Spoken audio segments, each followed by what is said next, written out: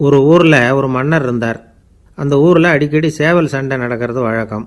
அரண்மனையில் ஒரு ஆள் இருந்தான். மன்னருக்காக அவன் ஒரு சேவல் வாங்கிட்டு வந்தான்.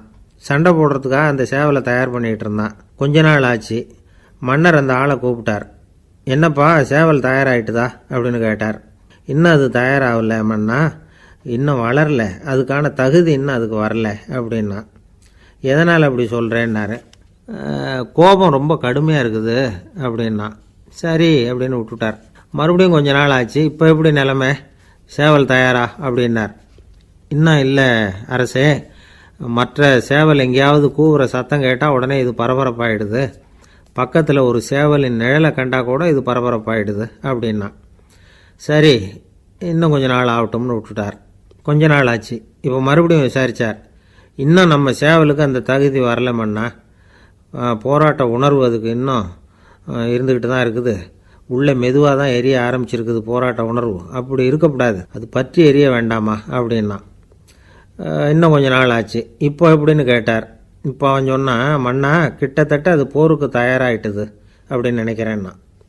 எதனால் அப்படி சொல்கிற அப்படின்னு கேட்டார். மற்ற சேவலின் குரலை கேட்டால் அது அசைகிறதே இல்லை, ஒரு பொம்மை மாதிரி ஆயிடுது. அதுக்கு உள்ள ஒரு நுட்பமான விழிப்புணர்வு வந்துட்டுது. அதனால் அது அமைதியாக இருக்குது, மௌனமாக இருக்குது. இனிமேல் அதுக்கு இணையான சேவலே கிடையாது. வெற்றி பெற அது போராட வேண்டிய அவசியமே இல்லை. அதை பார்த்த உடனே எதிரி சேவல்கள் பயந்துட்டு ஓடி போடும் அப்படின்னு சொன்னானான். அந்த சேவலை வளர்த்தவர் சி சிங் சு அப்படின்னு பேர். இந்த சுசுகி சொன்ன கதையும் அது. ஞானிகள் என்ன சொல்கிறாங்க தெரியுமா? அந்த சேவலின் ரகசியத்தை நீயும் கற்றுக்கொள், நீ அப்படி ஆயிடு, சண்டை போடாமலே வெற்றிகள் பெறுகிற நுட்பத்தை புரிந்துகொள். இதுதான் ஞானிகள் உபதேசம். ஒரு குருக்கிட்ட ஒருத்தன் போயிருக்கிறான். எனக்கு சண்டை போட கற்றுக் கொடுங்கண்ணா. அதுக்கு என்ன செய்யணும்னார். என்ன உங்கள் மாணவனாக சேர்த்துங்கண்ணா. சரி இப்போ உன்னுடைய பலம் என்னன்னு கேட்டிருக்கார். இப்போ நான் தனி ஆளாக இருந்து ஒரு 100 பேரை சமாளிப்பேன் நானா. சரி அப்படின்னா என்னுடைய மாணவனாக உன்னை சேர்த்துக்கிறேன்ருக்கார். சேர்த்துக்கிட்டார். 6 மாதம் பயிற்சி கொடுத்தார். அதுக்கப்புறம் இவனை கூப்பிட்டு கேட்டார், இப்போ உன்னுடைய திறமை எவ்வளவுன்னு. இப்போ நான் தனி ஆளாக இருந்து ஒரு 50 பேரை சமாளிப்பேன் நானா.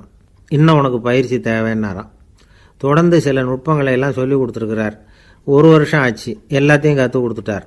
அப்புறம் கூப்பிட்டு கேட்டார், இப்போ உன்னுடைய திறமை எப்படிப்பா, எதிரிகள் எத்தனை பேரை உன்னால் சமாளிக்க முடியும்னாராம்.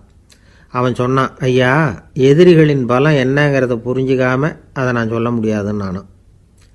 இனிமேல் உனக்கு பயிற்சி தேவையில்லை, போயிட்டு வான்னு அனுப்பி வச்சுட்டாரான். ஒரு உண்மையை நாம் புரிஞ்சுக்கணும். அதாவது அடிக்கிறதுக்கு நமக்கு துணிச்சல் தேவையில்லை, அடிக்காமல் இருக்கிறதுக்கு தான் துணிச்சல் தேவை.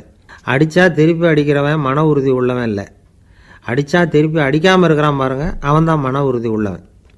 ஒருத்தன் தலை தெறிக்க வேகமாக ஓடிக்கிட்டு இருந்தானா, எங்கடா ஓடுற அப்படின்னா, எதுக்க வந்தவன், ஒரு சண்டையை நிறுத்தத்தான் இப்படி ஓடுறேன் அப்படின்ட்டுருக்கான். யாருக்கும் சண்டை, எனக்கும் இன்னொரு ஆளுக்கும் சண்டை அப்படின்னு நானா அவன். மறக்காம சர்ப்ரைஸ் பண்ணுங்க. தேங்க்யூ.